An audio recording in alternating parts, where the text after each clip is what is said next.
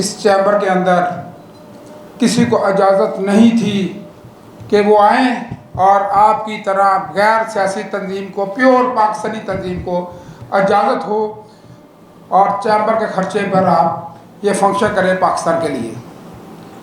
मैं ये बात इसलिए करना चाह रहा हूँ, लोगों को पता हो ये जो काम बहुत मुश्किल था।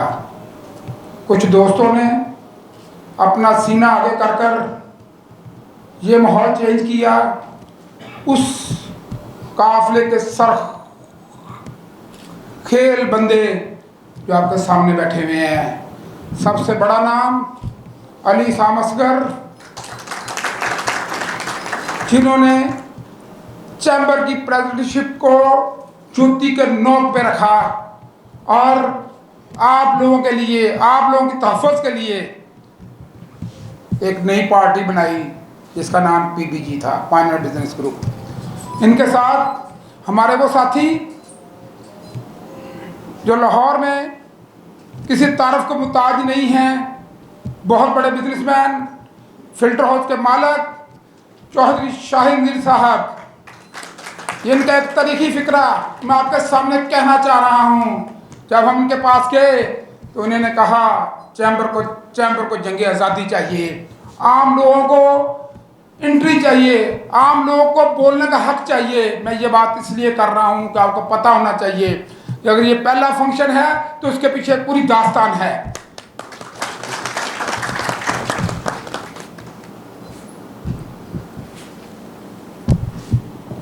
मुमकिन को मुमकिन बनाने के लिए मैं ये बात इसलिए कर रहा हूँ, मौका तो नहीं है लेकिन एक पाकिस्तान के लिए ये काम करना पड़ेगा। मैं खुद पुर्तगाल स्टैंडिंग कमेटी का कन्वीनर हूँ और यकीन करें ज़िंदगी में पहली दफ़ा पुर्तगाल स्टैंडिंग कमेटी बनी और मैं लोगों को शौर दिया एक पाकिस्तान को बचाना है। इस मुल्क को अगर बचाना है तो सिर्फ एक्सपोर्ट पे हम तवज्जो दें तो हम इस मुल्क को बचा सकते हैं। अगर हम दोस्त मिलकर इस मुल्क से एक्सपोर्ट नहीं करेंगे तो आपकी हर चीज़ कोलैप्स हो जाएगी। आपका बिजनेस कोलैप्स, आपके एजुकेशन कोलैप्स, आपकी सियासत कोलैप्स। इस मुल्क का एक ही बचाने का तरीका है और वह है एक्सपोर्ट। मैं फिर वही बात पे आता हूँ, यूरोप के अंदर स्वीडन बहुत बड़ा मुल्क है, मैं खुद पुर्तगाल के अंदर रही हूँ, मैं महसूस करता हूँ कि बहुत ज़्यादा वैक्यूम है पाकिस्तानी प्रोडक्ट का। मैं खुशकिस्मत हूँ कि मुझे शाहिद चौधरी जैसे और अली साम जैसे लीडर और भाई मिले, इन्होंने मुझे भरपूर सपोर्ट किया और मैं बड़ी जल्दी पाकिस्तान से एक्सपोर्ट शुरू करवा रहा हूँ पुर्तगाल के अंदर। और मैं खुशकिस्मत होऊंगा कि अल्लाह ने मुझे ये आज़ाद दिया कि मैंने दोस्तों की तकरीब है। मेरे लिए ये बड़े फ़ख्र और मसरत की बात है कि मैं Lahore chamber of commerce and industry की नुमाइंदगी करते हुए पाकिस्तान स्वीडन फ्रेंडशिप एसोसिएशन की सिल्वर जुबली की तकरीब में आपसे मुखातिब हूँ। सबसे पहले मैं इस तारीख़ी मौका पर PSFA को दिल की गहराइयों से मुबारकबाद पेश करता हूँ। 25 साल का ये सफ़र बिलाशुबा मेहनत, लगन और खलूस से भरपूर है। हमें इस बात पर फ़ख्र है कि पाकिस्तान स्वीडन फ्रेंडशिप एसोसिएशन ने दोनों ममालिक के अवाम के दरमियान कुर्बत पैदा करने, सकाफ़ती और समाजी रवाबित को फ़रोग़ देने और बाहमी एहतराम और फ़हम और तफ़हीम की फ़ज़ा कायम रखने में अहम किरदार अदा किया है। इस प्लेटफॉर्म से अवामी सतह पर दोनों मुल्कों के ताल्लुकात को मजबूत बुनियादों पर इस्तवार करने में जो खिदमात अंजाम दी हैं वो यकीनन काबिल तहसीन है।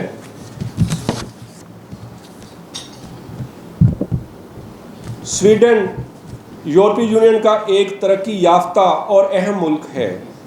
पाकिस्तान को स्वीडन के तजर्बात और महारत से बहुत कुछ सीखने का मौका मिल सकता है और इसी तरह स्वीडन भी पाकिस्तान के उभरते हुए नौजवानों, कारोबारी तबके और सरमायाकारी के मौके से फ़ायदा उठा सकता है।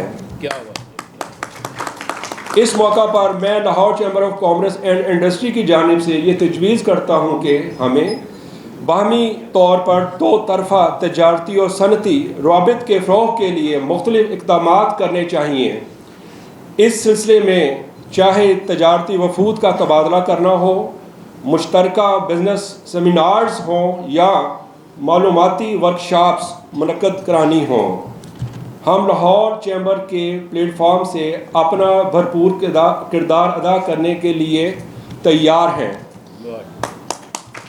जैसे कि आज एक सिल्वर जुबली की तकरीब है और 25 साल एक ज़िंदगी का अहम हिस्सा होता है, और जैसे अभी लियाकत अली ख़ान साहब ने कुछ अपने बारे में बताया तो मैं उनको बगौर देख रहा था और मुझे बड़ा अच्छा लग रहा था कि देखें हमारे पाकिस्तानी जहाँ जहाँ भी हों, अगर वो कामयाब हैं और खुशहाल हैं और वहाँ पे बैठ के वो अपनी रोज़ी रोटी भी कमा रहे हैं, पाकिस्तान का नाम भी रोशन कर रहे हैं और वहाँ से जो डॉलर्स हैं वो हमें पाकिस्तान भिजवा रहे हैं, तो ये पाकिस्तान का सबसे एक अहम सोर्स है। पाकिस्तान का जो रेवेन्यू में जो ये जनरेट होता है, ये सबसे अहम एक पॉइंट है। और जितने भी हमारे पाकिस्तानी आउट ऑफ कंट्री काम करते हैं, मैं समझता हूँ कि उनको जितना भी अप्रिशिएट किया जाए कम है। कि देखिए जैसे अभी लास्ट वीक ईद गुज़री, ईद उल अज़हा गुज़री, तो वो कितनी कुर्बानी देते हैं कि दूर रह के वहाँ पे उनकी मजबूरियाँ होती हैं, हर कोई नहीं आ सकता होता पाकिस्तान अब ये ईदें करने या खुशियाँ मनाने के लिए। इवन के खुशियाँ क्या, खुदा न खास्ता कोई गमी भी हो जाए तो वो बेचारे नहीं पहुँच पाते। तो उनको जितना भी अप्रिशिएट किया जाए कम है, उनको जितने भी उनके लिए क्लैपिंग की जाए वो कम है। और आपने जो स्वीडिश बोली जनाब, मैं बड़ी कोशिश कर रहा था लियाकत अली खान साहब कि उसको मैं ज़रा कुछ समझने की कोशिश करूं, लेकिन आप ये ना समझें कि आपने बोला कि जी मैं आप सबको बोल कर रहा हूँ। नहीं, ये तो किसी किसी का काम है कि वो इस तरह का उसमें हुनर है। और यकीन करें कि अगर मैं आपको ना देखूँ, सामने देख कर आपकी अगर मैं स्पीच सुन रहा था, मियाँ मकबूल साहब ने थोड़ा सा आपको बताया चैम्बर के हवाले से, तो ये ऐसे ही था। आप यकीन करें कि 100 साल से जो लोग यहाँ पे काबिज थे और अपने आप को बड़े पावरफुल समझते थे, तो अली साहब असगर साहब ने आज से 2 साल पहले जो कदम उठाया, जो हिम्मत की, जो बहादुरी का मुजाहरा किया, चैम्बर की 100 साला हिस्ट्री में ऐसा नहीं हुआ। और अब भी हम अलाइंस में हैं, बहुत तजुर्बाकार जो सीनियर लीडर्स हैं वो अल्हम्दुलिल्लाह अलाइंस में हमारे साथ 3 ग्रुप हैं हम। और किसी को 10 साल हो गए हैं, किसी को 20 साल, किसी को 30 साल, किसी को 40 साल, किसी को 50 साल जो हमारे साथ अलाइंस में है। मगर हमारे चेयरमैन को सिर्फ 2 साल हुए हैं और 2 साल में उनके अल्हम्दुलिल्लाह उनके लेवल के वो एक लीडर बन गए हैं। और अपनी जो खिदमात हैं ताजिर बरादरी के लिए, ख़ासकर चैम्बर के मामलात के लिए, किसी किस्म का आपको काम हो, किसी सेक्टर से काम हो, चाहे वो सीट पर है नहीं है, दिन है रात है, आधी रात तक वो अल्हम्दुलिल्लाह आपका फ़ोन सुनेंगे और आपके साथ आपका जो भी इश्यूज़ हैं वो उनको हल करने की कोशिश करेंगे। हाँ, ये ज़रूर आखिरी बात मैं करूँगा कि जिस तरह अभी आजकल जंग हो रही है ईरान की और इसराइल की, और दुनिया उसको जिस तराजू में तोड़ रही थी, इसराइल को यहाँ पे और ईरान को यहाँ पे, ऐसे ही है ना जी। और अगर महीना पीछे चले जाए तो यही हाल पाकिस्तान और इंडिया का था कि इंडिया को दुनिया यहाँ पे देख रही थी और पाकिस्तान को यहाँ पे, ऐसे ही है। और फिर क्या हुआ देखा आपने, और अभी क्या हो रहा है देख रहे हैं ना आप, अल्हम्दुलिल्लाह। यही हाल और यही सिचुएशन आप यकीन करें कि जब हमने अपनी एक छोटा सा ग्रुप बनाया 5-10 दोस्तों ने, और दूसरी तरफ लाहौर के वही जो अभी आपको मैंने बताया, कोई 10 साल पुराना लीडर, को 20, कोई 30, कोई 40, कोई 50, नस्ल दर नस्ल, उनके सामने वो हमें बिल्कुल ऐसे ही समझते थे जैसे इंडिया पाकिस्तान को समझता था या इसराइल ईरान को समझता था। इसमें कोई शक नहीं है। लेकिन अल्लाह ने और हमारे जज्बे ने, हमारे दोस्तों ने, मियाँ मकबूल साहब जैसे हमारे साथ जो दोस्त चले, और भी इसी तरह कुछ दोस्त हमारे साथ चले, तो हमने अपनी कश्तियाँ जला दी। कश्तियाँ जला के जब कोई निकलता है ना, तो फिर अल्हम्दुलिल्लाह अल्लाह ताला भी उसकी बाजू पकड़ता है और उसको फतह से हमकिनार करवाता है। चेयरमैन साहब, आपके लिए ये शेर है कि खुद ही को कर बुलंद इतना कि हर तकदीर से पहले खुदा बंदे से खुद पूछे, बता तेरी रज़ा क्या है। बहुत शुक्रिया जी आपका। एसोसिएशन ने जो 25 साल पहले सफ़र शुरू किया था, इसकी इम्पॉर्टेंस को हम अंडरमाइन नहीं कर सकते। Keeping in view the contemporary challenges Pakistan is facing, particularly हमारे जो नज़दीक सबसे इम्पॉर्टेंट इशू है, एक इस्लामोफोबिया का है। यूरोप में इस्लामोफोबिया के मुख्तलिफ जो इवेंट्स और इंसिडेंट्स होते हैं, जिस वजह से हमारे जो एहसासात हैं बड़े मजरूह होते हैं। मेरे ख्याल में ये जो एसोसिएशन है इस्लामोफोबिया को काउंटर करने के लिए बहुत अच्छा किरदार अदा कर सकती है, और उस किरदार को भरपूर तरीके से निभाने के लिए जब कल्चरल कि पाकिस्तान स्वीडन के जो बिज़नेस रिलेशंस हैं उनको ग्रो किया जाए। मैं 11-12 साल से लाहौर चैम्बर की पॉलिटिक्स कर रहा हूँ, ट्रेड बिजनेस कम्युनिटी की पॉलिटिक्स कर रहा हूँ, लेकिन बाकी स्वीडन के हवाले से कभी ऐसा फोकस मैंने देखा नहीं जो अभी मैंने आज इस सेमिनार के अंदर देखा है। एंड मेरा भी सर एक्सपोर्ट सेक्टर से ज़ाती तौर पे ताल्लुक़ है, मेरा राइस की एक्सपोर्ट है। और जिस तरह लास्ट मीटिंग मैंने मियां मकबूल साहब की अटेंड की थी पोर्चुगल के हवाले से, और मियां साहब आपने डिफरेंट सेक्टर्स के लोग बुलाए हुए थे जो एक्सपोर्ट करना चाहते हैं वहाँ पे।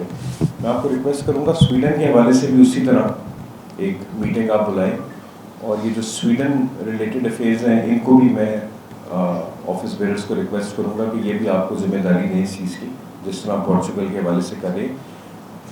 बड़ी खुशी होती है जब अपने हमारे पाकिस्तानी जो है वो एक्सपोर्ट की बात करें, एक्सपोर्ट पोटेंशियल की बात करें, क्योंकि मियां मकबूल साहब मैं आपकी स्पीच सुन रहा था, पाकिस्तान का जो बाकी सर्वाइवल है that is only on export. हमें इम्पोर्ट बेस्ड इकॉनमी से निकल के एक्सपोर्ट बेस्ड इकॉनमी पे आना पड़ेगा। और आप जैसे हमारे एम्बेसडर सब वहाँ पे बैठे हुए हैं पाकिस्तान के जो स्वीडन से आए हुए हैं, anything at Lahore chamber, anything at the business community, I can be of any help. मैं थोड़ी सी भी आपके लिए वैल्यू एडिशन कर सकूँगा तो it will be an honour for me. I thank you very much for inviting me.